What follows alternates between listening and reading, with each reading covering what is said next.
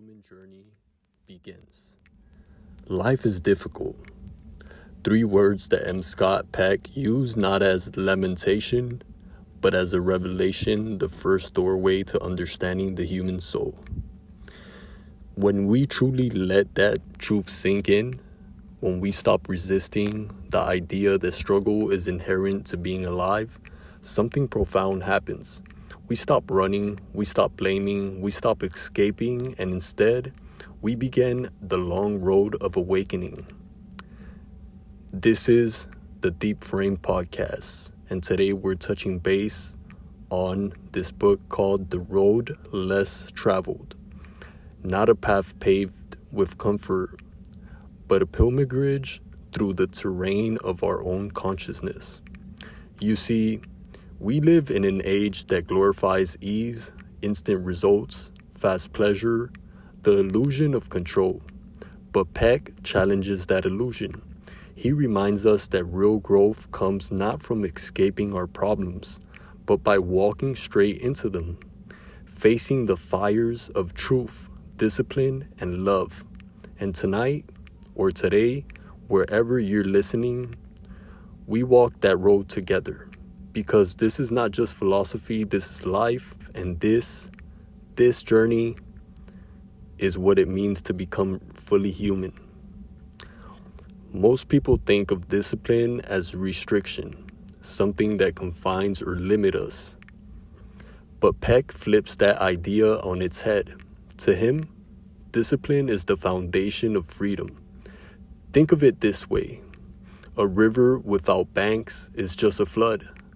Energy without structure is chaos. Emotion without boundaries is destruction. Discipline gives shape to our potential. It transforms raw desire into purpose. And Peck gives us 4 tools, not rules, but tools for shaping the architecture of a meaningful life. The first, delaying gratification. The ability to sacrifice short-term pleasure for long-term growth. It's the muscle of patience, the art of waiting. It's what separates maturity from impulse. We live in a dopamine culture, addicted to immediacy. But Peck reminds us that the soul doesn't evolve in real time. It grows in seasons, and every season of growth begins with endurance. The willingness to wait, to work, to stay with the discomfort long enough for wisdom to bloom. The second tool, acceptance of responsibility. We cannot heal what we refuse to own. To blame others is to remain powerless. To take responsibility, to reclaim our authorship. But Peck draws a delicate line between owning too much and owning too little. The neurotic blames themselves for everything. The character disordered blames themselves for nothing. Wisdom lies in balance, recognizing where your control begins and where it ends. The third, dedication to truth. Truth for Peck is not a static concept. It's a living process. It means looking reality in the face even when it terrifies us. It means refusing to live inside comforting illusions. Because truth is not safe, but it's real, and reality is the only ground upon which love and growth can stand. The fourth tool, balancing. To grow, we must continually let go of outdated beliefs, rigid habits, and identities that no longer fit who we're becoming. It's the art of dying before we die, releasing the old self to make room for the new discipline. Then is not punishment. It's liberation. It's the art of saying yes to growth even when it hurts. Love, Peck says, is the will to extend oneself for the purpose of nurturing one's own or another's spiritual growth. Notice, love is not a feeling. It's a choice, a conscious act of will. We live in a world obsessed with falling in love, that electric high, that chemical surge that feels eternal but fades with time. Peck calls that an illusion, a form of temporary insanity. Real love, he says, begins when the fantasy ends. To stand in love is harder than to fall, because standing in love requires discipline. The willingness to nurture, to forgive, to stay present even when the feelings fade. It is not about possession, it is about participation. True love demands effort, not control, not dependency, but the daily work of seeing another person not as an object, but as a soul in evolution. When two people commit, not just to each other, but to mutual growth, love becomes alchemy. It transforms both souls into something more conscious, more whole, more divine. But that kind of love requires courage. Because to truly love someone, you must first confront the illusions you hold about yourself. And so love becomes a mirror, one that reflects not only beauty, but brokenness. It shows us where we cling, where we fear, where we have yet to grow. Peck believed love was the highest form of discipline, the merging of care, responsibility, respect, and knowledge. Without discipline, love burns out. Without love, discipline becomes cold. It is in their union that we find spiritual maturity. Peck viewed spiritual growth not as a religion, but as evolution, the gradual expansion of consciousness, the movement from chaos toward integration. He said, "Enlightenment is not a moment, it's a process, a continual act of surrender, learning, and renewal. We begin in ignorance, not because we are bad, but because we are incomplete. And through pain, we awaken. Through struggle, we mature. Through love, we transcend." True spirituality, in Peck's view, does not separate psychology from divinity. It bridges them, because what is the soul if not the psyche awakening to its own sacredness? Religion gives us a symbol. Science gives us structure, but the real journey is internal. A pilgrimage through our fears, our desires, our shadows. Peck invites us to meet God not in doctrine, but in dialogue, in the quiet moments when we face our pain honestly and still choose to love. The divine, he says, is not something out there. It is the process of becoming more truthful, more loving, more awake. And every time we choose growth over comfort, every time we forgive, every time we tell the truth, when lying would be easier, we take one step closer to God. Peck's later work, The Different Drum, expands the inner journey outward. From the soul to society, he opens with a radical statement. In and through community lies the salvation of the world, because the same truths that heal individuals can also heal humanity. Discipline, love, truth, balance. These are not only personal virtues, they are social forces. He describes 4 stages of building authentic community, pseudo-community, where everyone pretends to agree, chaos, where truth erupts and conflict surfaces, emptiness, where egos dissolve and people surrender their need to control, true community, where empathy, authenticity, and shared purpose emerge. This process mirrors spiritual growth itself. First we hide, then we clash, then we empty, then we connect. Peck believed that healing the world requires vulnerability, the courage to be real with each other. And in an age of division, that message feels prophetic, because community is not built through agreement, but through love, the love that listens, forgives, and holds space for difference. M. Scott Peck left behind more than words. He left a roadmap for living with integrity. His work reminds us that psychology and spirituality are not separate paths. They are one road with 2 names. The journey is long. The road is hard. But it is worth it, because the reward is not perfection. It is presence. To be awake, to be loving, to be real, that is the destination. And maybe, just maybe, the road less traveled was always the road home. There's something about silence, real silence, that terrifies most people. Because when the world goes quiet, we finally hear the voice we've been running from, our own. M. Scott Peck understood that. He spent his life studying the human soul, not as an abstract theory, but as a battlefield between comfort and truth. He believed that most people never truly grow up, not because they can't, but because they won't face themselves. Growth demands confrontation, and the first confrontation is always internal. It's between the self that is and the self that could be, between the story we inherited and the one we're meant to write. And the more we run from that tension, the more we feel empty, even when our lives look full, because truth doesn't leave us alone. It waits. It waits for the moment we're tired enough of pretending to finally listen. Peck wrote that life is difficult, but the moment we accept that, really accept it, life stops being quite so difficult. Why? Because resistance is what multiplies pain. The more we insist that life should be easy, the more every challenge feels like injustice. But when we say, yes, this is hard, but I am willing to face it, suddenly hardship becomes transformation.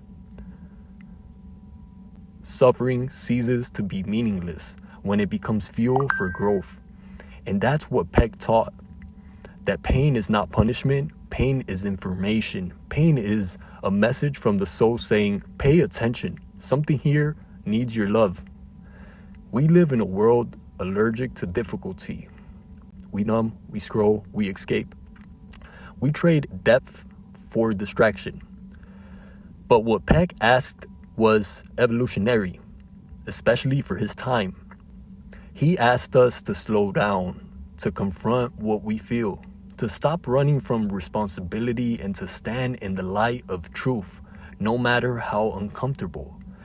Because responsibility, that word scares so many, is actually freedom in disguise. When you take responsibility for your life, you reclaim your power. You stop being a victim of circumstance and start becoming the author of your own evolution. That doesn't mean blame. It means ownership. Ownership of your reactions. Ownership of your patterns. Ownership of your potential. When we stop outsourcing blame, something incredible happens. Our suffering becomes sacred. It becomes the soil where growth takes root. Think about the people that inspire you the most. They're rarely the ones who had it easy. They're the ones who were broken and rebuilt themselves stronger, who fell but got back up, wiser, quieter, and truer. That's the paradox of the road less traveled. It's harder, yes, but it's also more beautiful because it's real. It's the road of the soul, not of comfort, but of meaning. Discipline was Peck's first great teaching, and discipline is not the enemy of freedom, it's the path to it. Imagine a musician who never practices, a sculptor who never shapes, a soul that never sits still long enough to listen. That's not freedom, that's chaos. Discipline is love in action. It's saying, I care enough about my potential to commit to it, to delay gratification, to take responsibility, to tell the truth, to stay balanced. These are not restrictions. They are the tools that allow the spirit to breathe freely. Because without structure, even love collapses. Without truth, even faith becomes delusion. Without responsibility, even power becomes destruction. Let's talk about truth. One of the hardest and most beautiful words in the human language. Truth is not a concept. It's a relationship, a living, breathing connection between your perception and reality. To dedicate yourself to truth means to live as if illusion were death. And in a way, it is, because every lie we tell to ourselves or to others is a little death of authenticity. Peck wrote that growth demands a lifelong dedication to reality, and that's terrifying, because reality will break our illusions before it sets us free. But the cracks truth makes in our defenses are exactly where the light gets in. And then comes love, the center of everything Peck stood for. Not romantic love, not passion or chemistry or the fleeting spark of attraction, but the will to extend oneself for the sake of growth, one's own or another's. That definition changes everything. Love in Peck's vision isn't a feeling that happens to you. It's a choice you make, a discipline, a daily act of courage. To love means to nurture growth, even when it's inconvenient. It means holding space for another person's evolution, not their comfort, not their approval, but their becoming. Real love, therefore, is not easy. It's not always gentle. Sometimes it means saying no. Sometimes it means letting go. Sometimes it means standing beside someone through pain, not to fix it, but to share it. Because love, real love, is work. It is patience. It is energy spent. It is choice renewed every single day. And that brings us to something Peck understood deeply. Love and discipline are not opposites. They are allies. Discipline gives love structure. Love gives discipline purpose. Without discipline, love burns out. Without love, discipline becomes control. Together, they create maturity, the ability to act with compassion and integrity, not impulse or fear. Peck wasn't interested in helping people feel better. He wanted people to be better, to grow, to evolve. He believed that the greatest form of healing comes not from eliminating struggle, but from transforming it into wisdom. That's why his work bridged psychology and spirituality. He saw them as two languages describing the same truth. One spoke to the mind, the other spoke to the soul, and both pointed toward awakening. He said, spiritual growth is the process of moving from dependence to independence and then to interdependence, where we no longer live for ourselves alone, but as part of something larger. And that's where the different drum comes in, his masterpiece on community and peace. Because once we heal ourselves, the next stage is to heal our world. And the way we do that is through connection, authentic, raw, and courageous community. Peck said that true community is not built by avoiding conflict, but by walking through it. He described 4 stages of how groups evolve. And if you listen closely, you'll hear the same stages that individuals go through within themselves. The first, pseudo-community. That's where everyone pretends everything's fine. No conflict, no truth, just masks. The second, chaos. When the masks crack and all the suppressed truth comes out, pouring out, this is the painful part, the confrontation with difference. The third, emptiness, where people begin to surrender their egos, their need to be right, their desire to control. It's the sacred letting go. And then, finally, true community, where people see each other, truly see each other, and love replaces fear. The world today, in many ways, is stuck in pseudo-community. We wear masks made of pixels. We curate our identities like museum exhibits, carefully arranged, polished, filtered, and yet we are lonelier than ever. Connection has never been easier, and yet communion, real communion, has never been rarer.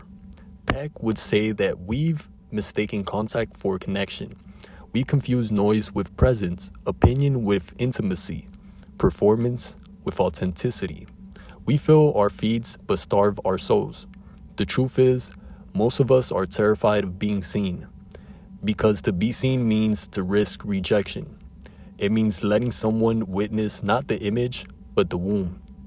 But that moment of vulnerability is the birthplace of real community. That's where human beings meet, not in perfection, but in truth. You see, community doesn't mean sameness. It's the art of belonging without needing to be identical. It's where differences don't divide, they deepen understanding. Peck called it emptiness, that sacred in-between space where we drop our defenses and stop trying to fix or change one another, where we let go of control and just listen. Because in that emptiness, something miraculous happens. The heart recognizes the heart. And people who were once strangers begin to remember that they were never truly separate. Think about this. Every great spiritual teacher, from Jesus to Buddha to Rumi, spoke of love as the center of existence. And yet, love always demands surrender. To love means to give up the illusion of control. To admit that we are vulnerable. To say, I cannot do this alone. And that is the paradox. Love feels like losing power, but it's the only thing that truly empowers. Because in surrender, we find strength. In humility, we find clarity. In service, we find purpose. That's the rhythm of spiritual growth, the death and rebirth of the self again and again. And Peck believed this cycle was the secret to healing both individuals and society. He often said that evil in psychological terms is not some dark supernatural force. It's the persistent refusal to face truth. It's self-deception crystallized into habit. It's the ego's obsession with preserving its image, even at the cost of the soul. And when you look around the world at our politics, our institutions, our personal relationships, you can see how that plays out. We hide behind ideologies instead of humility. We argue to win, not to understand. We cling to the illusion of certainty because uncertainty terrifies us. But uncertainty is sacred. It's the birthplace of curiosity, empathy, and wisdom. The road less traveled is not a straight line, it's a spiral. You keep returning to the same lessons at deeper and deeper levels until they become part of your being. Let's talk about that phrase, the road less traveled. It's become a cliche now, quoted in Instagram captions and coffee mugs. But for Peck, it wasn't a slogan, it was a spiritual orientation. It means choosing truth over comfort, responsibility over blame, growth over safety. It's not glamorous, it's not easy, but it's real. And the people who walk it, they begin to glow differently. There's a calm in their eyes, a patience in their presence, because they've stopped running from life. They've learned to sit with it, to let it shape them, to trust the process. One of the most beautiful things Peck ever said was this: love is not dependency. Love is the free exercise of choice. That means if you love someone, you allow them to be free, even if that freedom takes them away from you. You don't clip their wings to keep them near. You love them enough to let them grow. And that's true, not only in relationships, but in every act of care. As a parent, a friend, a leader, a teacher, because love is not possession, it's partnership with destiny. And it takes immense courage to love like that, to love without control, without guarantees, without the illusion of permanence. But that is the love that transforms the world. We often think of spiritual growth as an ascent, like climbing a mountain toward enlightenment. But Peck reminds us it's not always upward. Sometimes it's inward. Sometimes it's downward. Into the valley of your own shadow. Into the dark corners of your own fear. He said that the process of growth often feels like falling apart. Because it is. The false self must dissolve before the true self can emerge. You can't skip that. You can't fast forward it. You have to sit in the ashes. But the ashes are not the end. They're the beginning. Because every death in the psyche, every surrender, every heartbreak, every moment of letting go is actually a form of rebirth. You're not breaking down, you're breaking open. When Peck wrote The Different Drum, he wasn't just writing about community, he was writing about peace. And not peace as the absence of conflict, but peace as the presence of truth and compassion. He believed the world would be saved not by grand institutions or technology, but by small groups of people willing to love each other honestly, to gather, to listen, to forgive. Imagine if every argument became an opportunity for understanding, if every room became a classroom, if every difference became a bridge. That's the vision, not utopia, not perfection, just humans, raw, flawed, awake, choosing to love anyway. You see, Peck's message wasn't comfortable. He wasn't offering shortcuts to happiness. He was inviting people into the slow, sacred work of becoming whole. And wholeness, my friend, isn't about fixing yourself. It's about embracing every piece of who you are, even the broken ones. To stop asking, how do I avoid pain? And start asking, what is this pain trying to teach me? That's how transformation happens. Through awareness, through love, through truth. And if you think about it, that's what every human being really wants. Not just pleasure, not just success, but meaning. To feel that their life, their struggle matters. And meaning isn't found in comfort. It's found in challenge, in the work, in the waiting, in the willingness to grow when it would be easier to quit. Every great soul, every artist, mystic, parent, leader has walked the same road. The road less traveled. The road of becoming.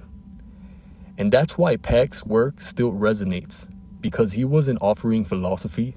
He was offering a mirror that says, you can do this, you can grow, you can become love itself.